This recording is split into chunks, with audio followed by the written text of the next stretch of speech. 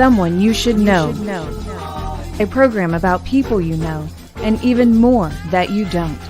Hosted by Stuart Sachs, veteran, husband, father, and grandfather. Now, here's your host, Stuart Sachs. Well, it's great to hear everybody again and see everybody again. Welcome to Someone You Should Know, another edition of the show. Hope everyone is doing well and dealing with all of the challenges that we have now in our life, getting out when you have to and staying in when you should. This morning, I have a guest that is not a stranger. He's been on the show once before, but he kind of changes directions like the tide in the river. And because his mind is always working. So I want to bring on into the show Brandon Navarra. Hey, great. Brandon, welcome. How are you? Good. It's great to see you again. And you doing well? I'm doing well. You know, I was looking for the hair and makeup lady this morning, but I guess she didn't come to my house. So this is what you get. Yeah, you got just a little bit of hair out of place over on this side. Yeah, I know. There you go. It's a rough life. Well, it's good to see you again and to talk with you. I have to admit to everyone that is watching and listening to the show right now that Brandon is probably one of my staunchest followers. When I post a show that's coming up, he's usually the first one to hit the like button, and I very much appreciate that. But well, I appreciate you. I appreciate what you do. I always try to support when I can. Well, and I appreciate it for a couple of reasons. Number one, because you, in essence, are in the media also. Not necessarily in the broadcast side of media, but you know what this is all about. Sharing information with other people and talking with them and writing stories about them and all. And I find that fascinating about you, and very much appreciate that we can kind of share, that camaraderie. The last time that you were on, I was motivated to get you as a guest on the show because of an article that you wrote in one of the local magazines, and it was a haunting story because it was about the spiritual. It was about ghosts and some of the haunted areas of Frisco, Texas, where we live, and we spent a little bit of time talking about how you researched it and the fascination that you got. Did that continue with you? Do you continue to kind of look into that paranormal stuff? I do. And, with Halloween around the corner, not that you need Halloween to get into it, but yeah, I do. I do very much find that very interesting. I think we've all had experiences of our own in our life.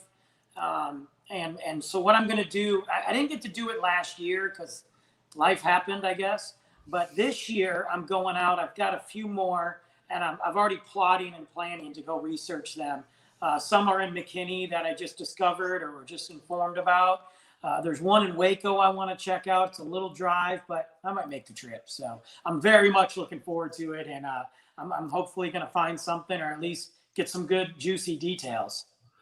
So does that kind of make Halloween your favorite holiday of the year? It is. It's been for as long as I can remember, too. I mean, Christmas is great, but something about Halloween, growing up in Detroit and Michigan, fall is beautiful up there.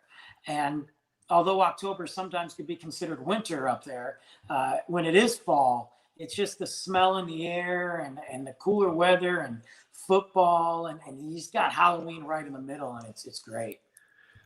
And also Halloween almost seems to be now to be the kickoff for the holiday season at the end of the year. It used to be after Thanksgiving, everybody would start to get their trees and start putting the decorations. But now it's almost like right after Halloween, the stores start to promote the holidays, and you kind of get that flavor in the air.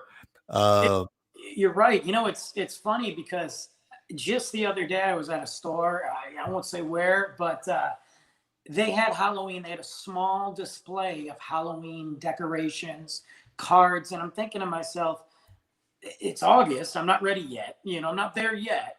But then I noticed some of the breweries already putting out pumpkin beers and Oktoberfest. So maybe that's just the world we live in. Yeah. And well, and you just tipped off another word, breweries, because that's also a fascination of yours. And in our earlier discussion, I said to you, if you put five beers in front of me, I probably couldn't tell the difference.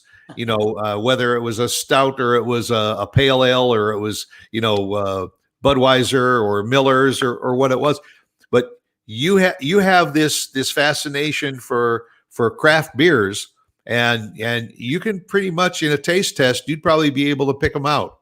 Yeah, I don't know if that's a gift or a curse, but yeah, I love it.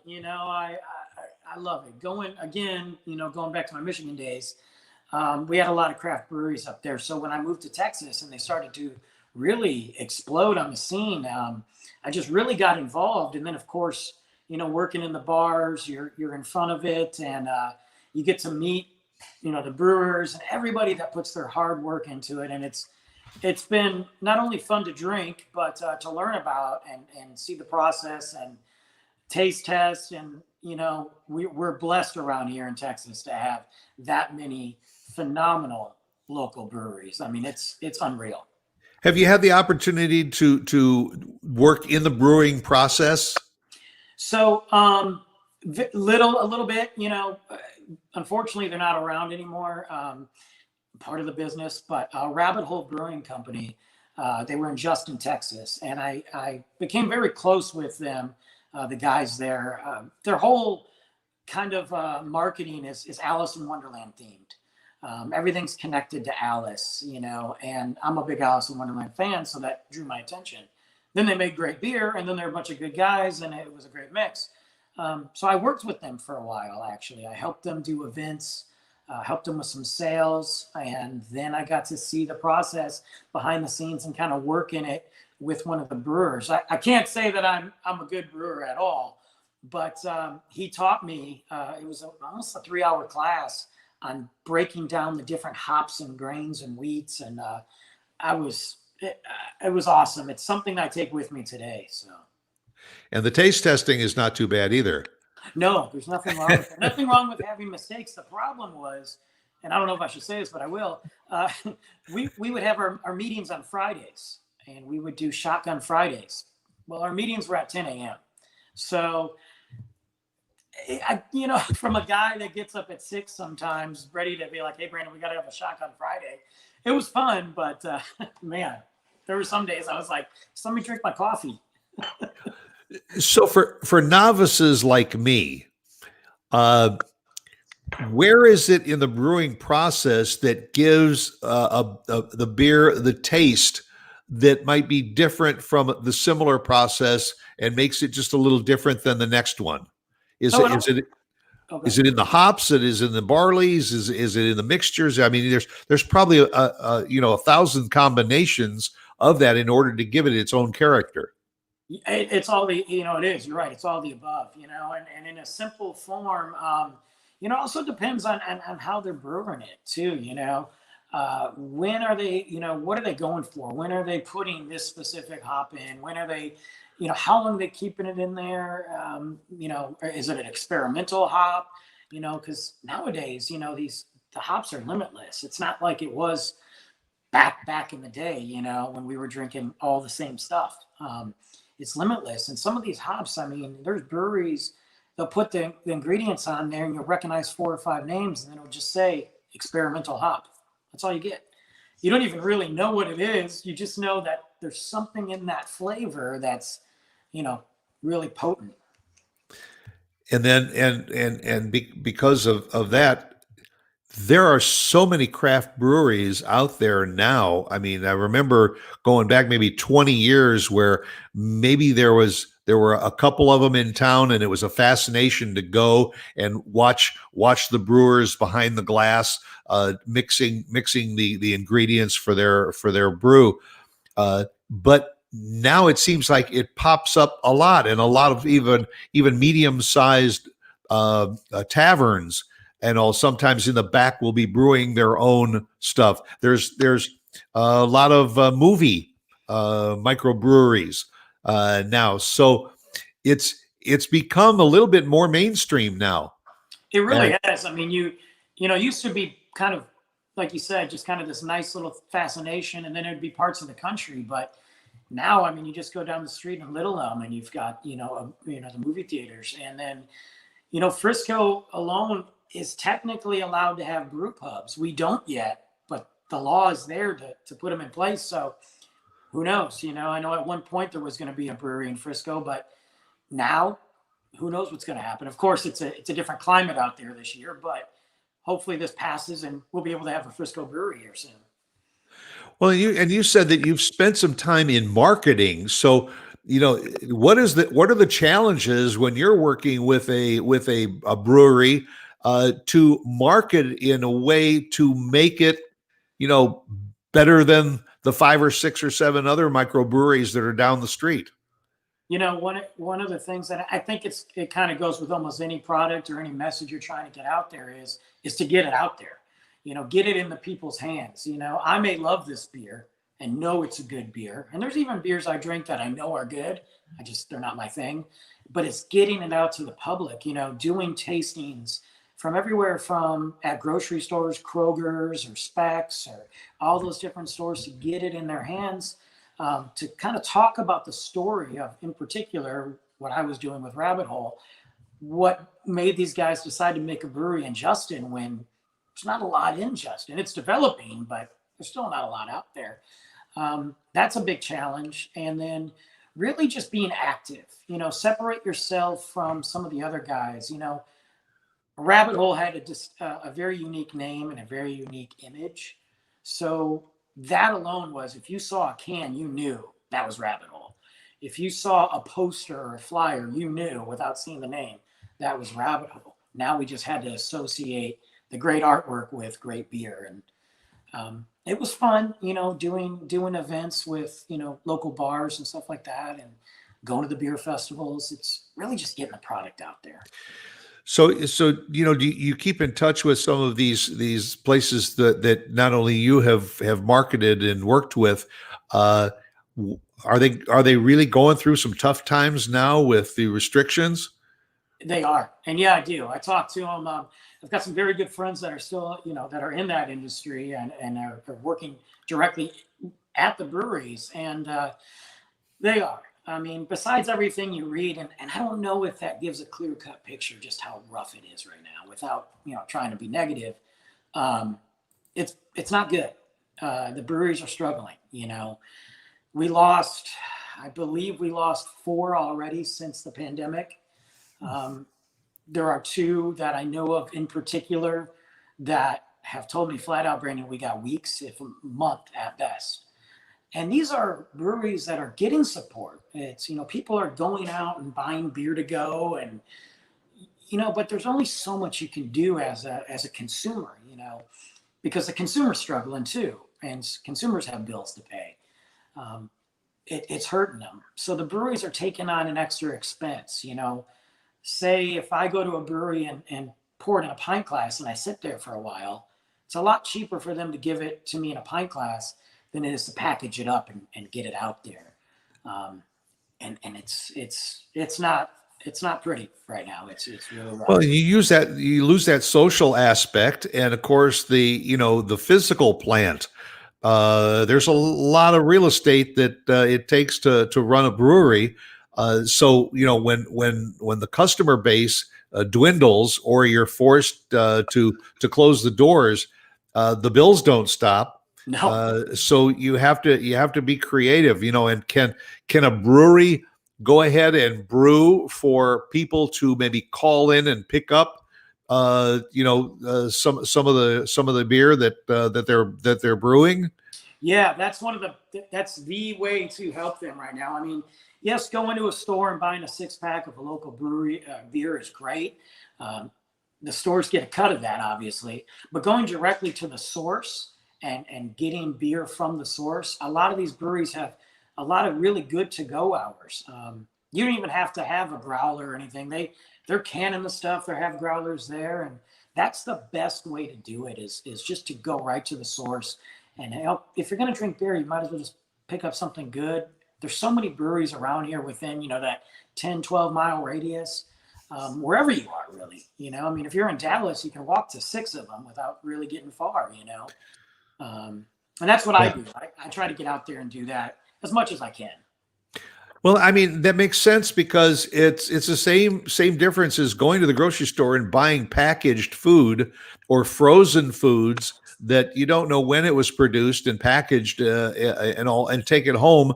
It just doesn't have the same taste as when you go to the butcher and you buy that meat or vegetables or whatever when they're fresh off the farm and cook them. So it would only make sense that if you enjoy your beer for basically the same price, contact one of the local breweries and say, listen, bottle me a dozen. I'll come by and pick them up, and you're going to have beer that was brewed, a matter of hours or a day or so before, rather than it being made in Milwaukee and sent out on a truck or whatever, and it takes months for it to get to you, and then it sits on a shelf for a while. And that's and you're supporting your own local economy as well as the big picture, and these guys are out there, these, even the small breweries, even the ones that have a smaller facility compared to some of the big, more established locals, it's not cheap. And it's like I used to tell everybody in the bars, when I was managing bars, it doesn't matter if there's one person in here or 100, the bill's got to be paid. That's right. Yeah, you're still burning the same kilowatts in the lights. Exactly, and these guys, I can honestly tell you, I know everybody is feeling it, but I can honestly tell you, yeah, I'm worried. It's not to say that craft beer is going to go away, but I'm worried about some of these guys.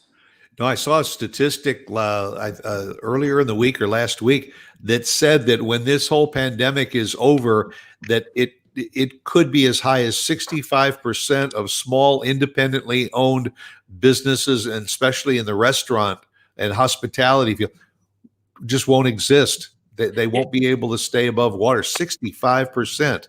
It's unheard of. So what that means to the general public is you're going to be left with the big box stores and the big chain restaurants with the same drive-through food and that fresh local, mama papa business and all is just not going to be there, or it's going to be slow in coming back. And that's just it. And you're seeing stuff around town here locally that, for me, it may not be to, everybody on the streets, but for me, I'm looking at it going, this is a sign that this place is hurting. We already know they're hurting, but when they do these little tweaks and changes in hours or things like that, you realize this is not good. And I know, I mean, it's not cheap to run a restaurant, bar, it doesn't matter what it is. Nothing's cheap, Yep. So take a tip from Brandon and from me and support your local restaurants. You can go back to your big chain restaurants for their burgers and fries and all later. But now, if you want to, those independents that are still open, support them. Another way you can help support them is if they offer a gift card, buy a gift card. Because you can go in and buy $100 gift card. It's still $100 in your pocket, but it puts $100 into their till today so that they can help pay their help and help buy supplies and keep their business going. Or while you're there, buy a gift card for a friend too. It makes good sense, and it keeps the local business people in business. So, in addition to drinking beer and that kind of stuff, I know you're into a couple of other things, and I want you to tell me a little bit about Toys on the Nightstand. Oh, yeah, Toy Cars on the Nightstand. That's it's a blog I started, and I know a lot of people that I've spoke with feel that blogs have kind of been taken over by podcasts, or so to speak, and maybe they're not as I don't want to say relevant but a lot of people have kind of switched gears. To me, I think writing and podcasts, obviously two different things. And it's a project that I've wanted to do for some time, was kind of create this blog about life and things like that, just basic life. And I got the idea one day. My son Luke is about to be 3 next month. Your son's how old? He's going to be 3. He's Could be 3. Yeah, it's crazy. I feel like everybody says it, but I feel like it was just the other day he was learning how to crawl, and now he's saying things he shouldn't be saying. So, but I was sleeping, and at the time I was working really late hours, and I remember waking up, and I looked over at the nightstand, just faced it, and it had all these toy cars everywhere. And my phone was gone, the remote control was gone, it was just replaced with toy cars. And I sat there and I was like, okay, Luke's been in here, and I got the idea for the title, Toy Cars on the Nightstand. And it's just my thoughts, my experiences, my feelings about my life right now at 41 years old, with my son, with my friends, and just kind of the challenges. Some of it's very positive, some of it is what it is. So obviously your son is the inspiration for a lot of what you're doing with it. How else do you come up with the ideas? Once you start a blog, it's like you're committed to it. Almost like if you're writing a weekly column for a magazine. You're sitting there a day or two before deadline and scratching your head and thinking, it hasn't come to me yet. When you commit yourself to a blog, it's almost like having a deadline, and you want to keep it going, that consistency. So what do you do, or what do you see through Luke's eyes that gets you in that mood for writing that next blog? So it's an endless. I guess I'll say I'm old school. I write down everything everywhere. There's scraps of paper everywhere. There's notes in my phone. But so I have all these pieces of ideas, and I usually try to go back to those and maybe draw on that. But sometimes it's just simple things, interactions, The other day I had one where Luke and I were outside, and he was just talking. He's really into just talking to me like an adult, where we're sitting down and he's just chatting. And he said something about, going to Michigan to see my parents. And he told me it's far away and they got to go on a plane. And I just got an idea of, in his mind, what is Michigan in his mind? Where is he go? He's thinking about my parents. He wants to see them, but does he even know how far it is? And I just started to kind of go downward spiral from there, of family and this and that. And it just happens. And then of course, you draw inspiration from things you see on TV, or maybe an experience I had, or it's all kinds of stuff. It's during this pandemic, I did an impulsive buy, and I bought this piece of artwork, and the concept behind it was great. So, this idea of this woman who every year on her birthday draws a specific piece of artwork, a theme. And typically she would have people come to her studio and they would exchange a story or a card or a greeting. And for that, she'd give them this original piece of artwork. It was just a way to kind of share human experiences. Well, this one, obviously because of COVID, she couldn't do that. But she wanted to hear what we were experiencing during COVID. This was right around April, the early stages.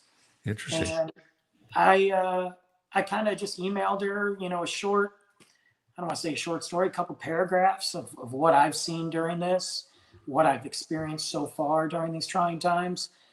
And she sent me this piece. I think she did like 50 of them, and it it was a great idea, but it, for her, but it got me thinking, what is everybody else experiencing during this? And let's talk about that. And I just kind of tied it in with Luke, and there we are. So you come up with the concept for the blog, and of course, when you're writing for a newspaper article, you just sit there and you edit it as you go along, and change it. And when it's finished, and you submit it. With the blog, you've got to come up with your script that you're going to talk about. And then you've got to go now and video. and do it for presentation in a video format too. So you're adding a new dimension. Is it a stumbling block for you to do that, or was it that way in the beginning and now it's getting a lot easier? The one thing that I wish I had more of, I think we all do, as weird as it sounds, is I wish I had more time dedicated just for that blog to where I could go through the process and edit it properly and do things like that. My problem is I write fast or I type fast and I see the words or the way it comes out in my head. And then of course it's not that way on paper or on Right. You've got to go back. I'm not used to having to do that. When I've written for, other people in the past, they kind of edited it for me or gave me it back and said, Brandon, fix this. So that's been an issue. I'm finally getting some control over that. When I do it live, if I do it on a video or if I turn it into a podcast, which just recently I scrapped the blog. It took me a couple of days to write. I scrapped the entry because I thought it was a better podcast to talk about. That's easier for me because if I'm that passionate about the subject, I can just keep going and talking and get the emotions out. But it's proven to be some challenges, and I think that's why I'm slow rolling it out. I haven't really marketed it much. I haven't pushed it or tried to, quote unquote, make it explode. I've just kind of slow rolled it out to get used to things. Well, just like when I went into radio with Mark Warner's help, I thought this was great. I sat in a studio. In fact, when I had you on my show, it was physically in a studio, sitting across the table from each other. But going back a few years, all of a sudden, Mark says, "Pretty soon we're going to roll out Facebook." And I thought, okay, what's that? He said, well, what we're going to do is we're putting cameras in the studio, and now we're going to be going live, and you will not only be doing a radio show, but you will be visual. And I'm thinking, wait a minute, I always wanted to just be radio. If you sat there and you were scratching your head or drinking water in a radio studio, it didn't matter. But now all of a sudden you got to be aware that there's a camera and you're speaking to your audience through a camera rather than just talking to the audience through the microphone. So it added that next dimension, but the whole world is that way now. The whole world has become a blog, a podcast, and radio as we knew it almost doesn't exist anymore.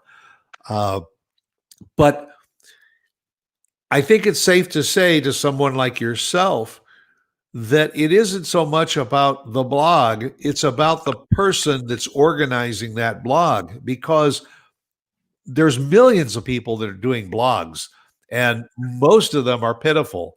And it's hard to weed out the nonsense and all in order to get to the ones that are really worthwhile. And they can be worthwhile funny, they can be worthwhile serious. But you have to, like we were talking about with the breweries, you got to market it, and now that you're getting the blog out, it's a matter of now reaching that target audience that you want to not only see your blog once, but to come back time and again and follow it so that you learn something. And you're right. I mean, you are in a sea of blogs and podcasts and this and that, and it's tough, and I knew that going in, and I think I have a plan in my head. Whether it executes properly or not, we'll see. But I knew that I just wanted to get some substance under it and get a feel for it myself without really having any help like I've had in other outlets that I've written for. And before I really started to go, okay, Brandon, let's push this. And that's kind of what I did. That's why when I attached the podcast to it, I just kind of slow rolled that. I mean, that's even a slower roll. So now you do have the Toys on the Nightstand is a Facebook page. You have a Facebook page for that.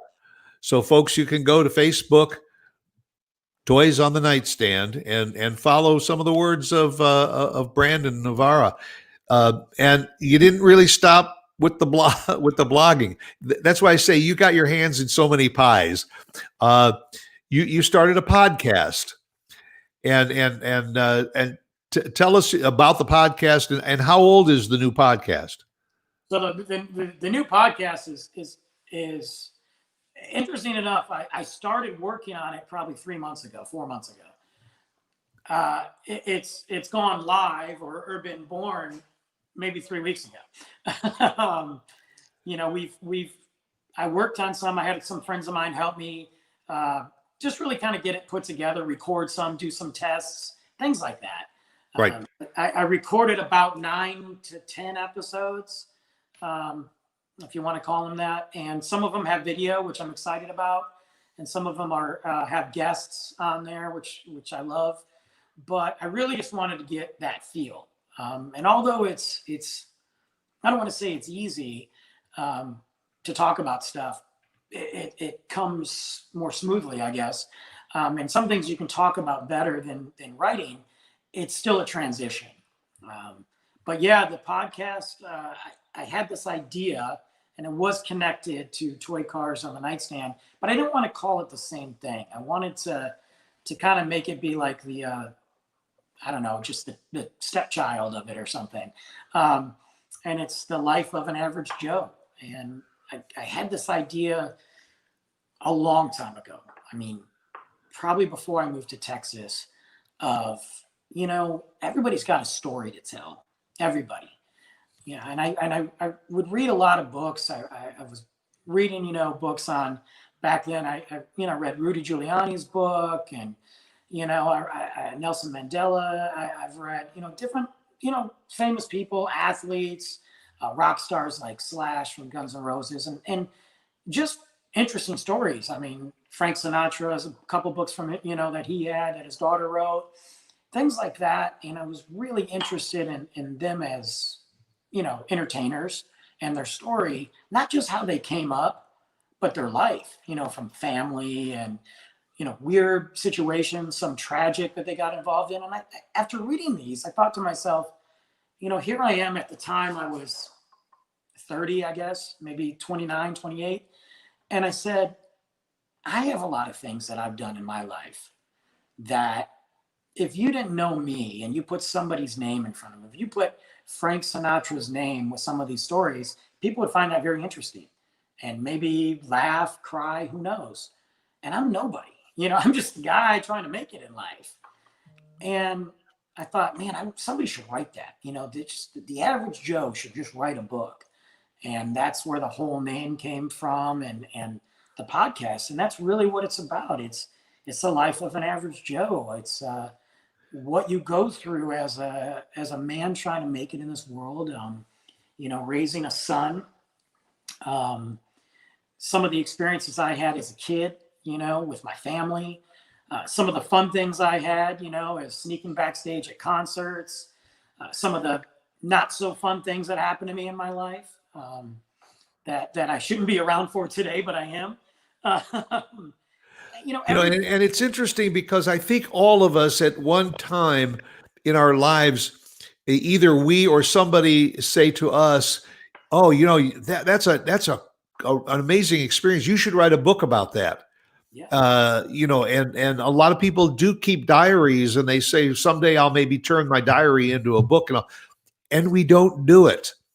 And probably more of us should. I've had a lot of experiences in my 40 years in retail, lots of stories that I could probably tell about customers and operating the businesses. And there's a lot of humor in there, but it's that structuring of sitting down and saying, okay, I've got to put this on paper, and learning how to do it and then doing it. But, you know, you get these ideas and all of a sudden you say, okay, I'm going to turn that idea either into an article or into now a blog or maybe a podcast. And you're even in the process of writing a book too, aren't you? Yeah. That's really, so the book came kind of before the podcast, obviously. I had to go back and rewrite it. It's notebooks. I mean, I'm literally going back and looking through notebooks. And it is titled, because my vision, as we all have one, was I wanted to do a series of books, whether it be 3, maybe to for, I don't know. And I wanted it to be the life of an average Joe blank. And I started, my first one was the life of an average Joe, my life behind bars. And I don't mean prison at all. But it was my life. Not these bars. No, more like these bars. Not like these bars. The good times, the good bars for the most part. And it was everything from my first job as a bar back, at 16 years old when I shouldn't have been a bar back. And everything I've encountered, I've learned, I've seen the fun side of it, the tragedy of it. I talk about losing some really good people, from good bartending friends to my kitchen manager passing away, things like that, to meeting some phenomenal people that I would never have an opportunity to meet if I wasn't in that industry. And then, of course, to the, I'll say it, dark side of the industry, where you show up to work one day and there's chains on the doors and you don't have a job anymore and you have no idea why, and so I started to put that book together, and it's in the very close finishing stages. I'm excited about it. That's right. And again, that's gonna be titled "The Life of an Average Joe: My Life Behind Bars." Yeah, the life of an average Joe. I love the title. Yeah, I love the title. So, how do you prepare yourself to sit down and either work on the book, work on the podcast, work on the blog? How do you juggle all of that, and then also throw Luke into the mix too? I don't know. I don't know if I'm doing it, but I've been blessed with the gift to not need a lot of sleep. That's and I try to make best of my time. I mean, we all love the downtime. We all love sitting in front of Netflix or Disney Plus or whatever, and just zoning out for a while. I try to take time during the week and utilize the downtime. If, for example, I'll be real with you. If Luke has taken a nap, I know I got about an hour and a half where I can, sometimes 2 hours, but about an hour and a half where I got choices to make. I can sit on the couch and veg, or I can be productive. I typically try to take that hour and a half to be productive. It may be the only one I get that day. And then, at the end of the day, or when he goes to sleep, I'll do stuff then. Or there's days, he's out, he's with his sisters, he's with his mom, and I just hammer stuff out. And that's what I try to do. Some weeks are better than others, so you got to just kind of take advantage of it. Then you throw COVID-19 into the mix, and that muddies the waters even more, because you set your sights on doing one thing and that gets derailed. It did. It changed my schedule, as it did with yours. So, all right, we've covered a lot of things that you're involved in. I know you're not from Texas originally. No. You're from the Michigan area. In fact, aren't you still doing some writing for one of the papers up in Michigan?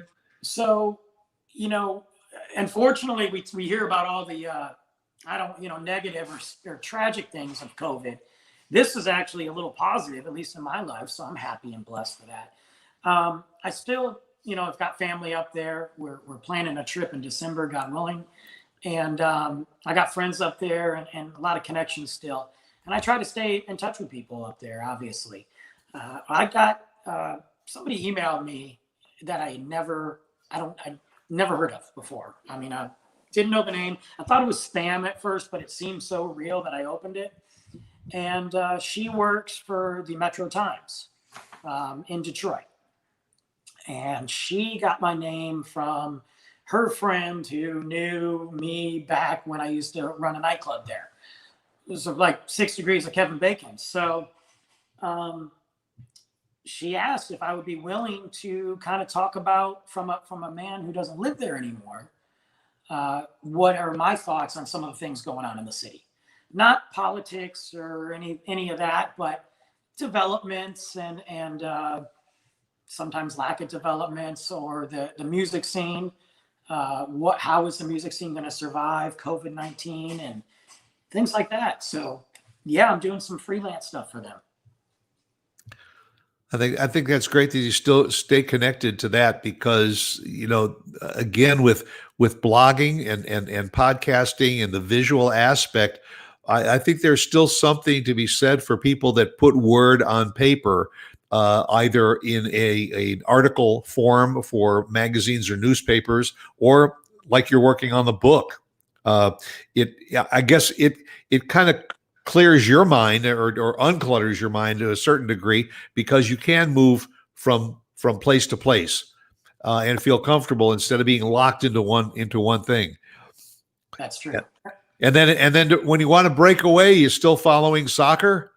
You know what I have? I mean, I as much as I can. Obviously it's been difficult because of COVID, but I was looking forward to going to some FC Dallas games this year and all that, and that's been just like every other sport. So I will be happy once we figure out how we're going to navigate through this and get back to some sort of normal with sports.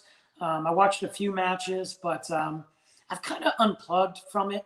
I think just because of everything that's going on. Yeah, I've been following a bit on TV also, not only soccer but Major League Baseball, and it's you're watching it for the sake of the game, but when the fans are not there, it just removes an extremely important part of the experience.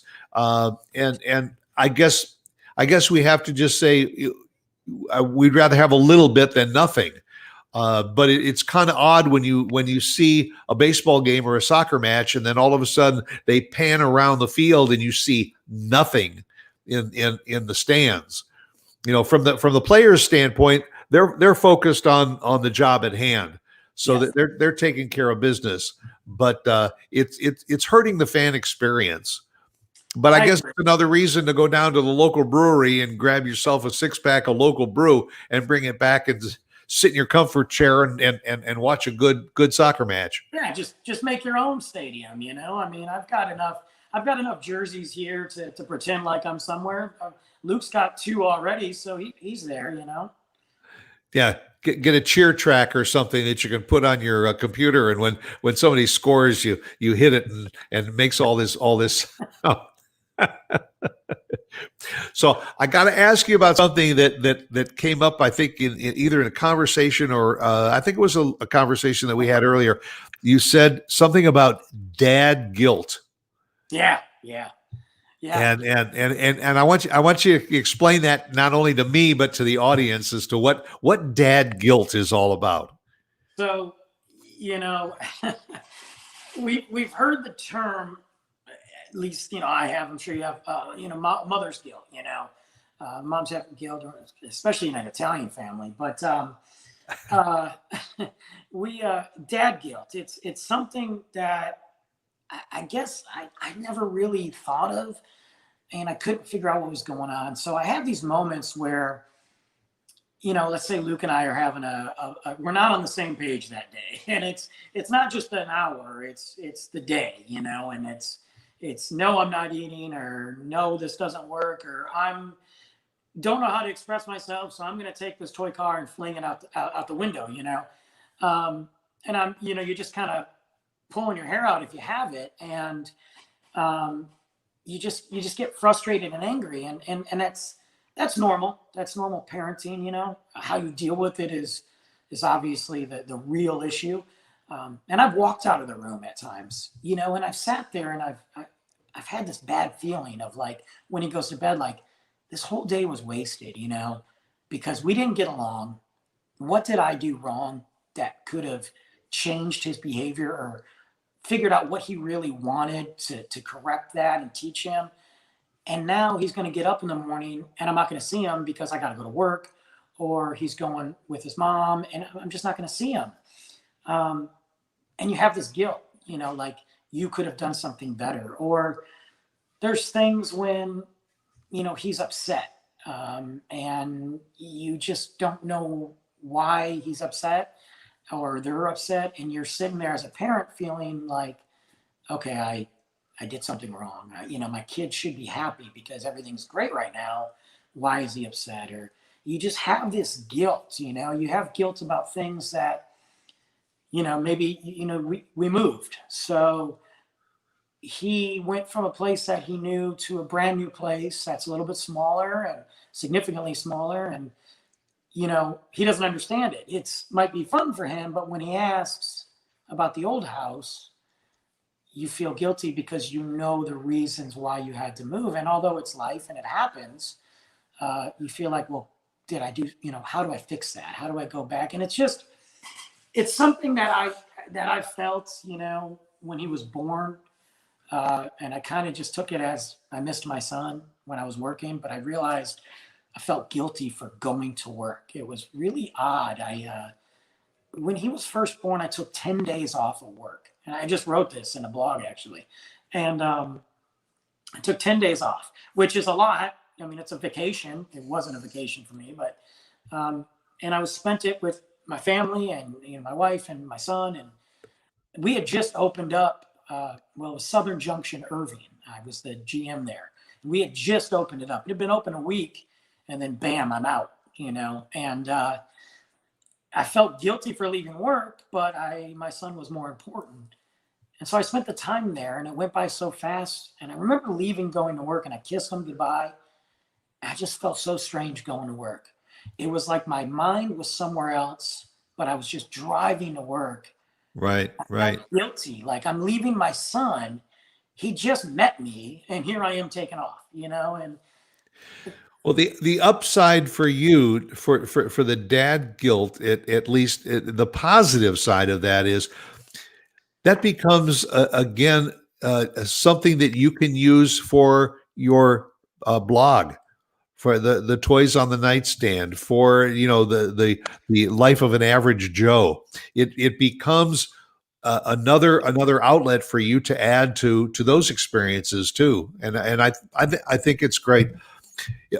We've got to run. We've eaten up our time. It's amazing how quickly it goes. Brandon, it's just been great spending this time with you and talking about you and your career, your son. I wish you the very, very best. Looking forward to that book coming out too, Life Behind Bars. That should be a good one, folks. BK Novara at gmail.com. You want to send him a note and everything and follow him, go to Facebook, Toys on the Nightstand, and follow his blog. Again, we'll stay in touch and we'll get together. We'll do this again sometime, and you be well, my friend. You too, sir. And take care. Thank you, sir. Great to see you. And that'll do it for another edition of Someone You Should Know. Thank you all for being with us. Stay well. Be good to each other, and remember, be yourself because everyone else is taken. See you next time.